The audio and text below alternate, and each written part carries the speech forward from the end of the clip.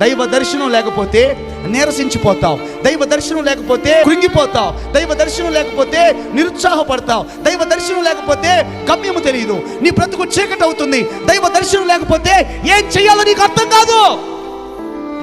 ఇప్పటికి చాలా మంది చేసిన దగ్గరే చేస్తారు, పడిన బాధే అదే బలహీనత, అదే బాధ, అదే చల, అదే ఇబ్బంది. ఎప్పుడయ్యా విడుదల? ఎప్పుడు విడుదల? ఎప్పుడు వస్తుంది స్వేచ్ఛ? ఎప్పుడు వస్తుంది స్వాతంత్రం?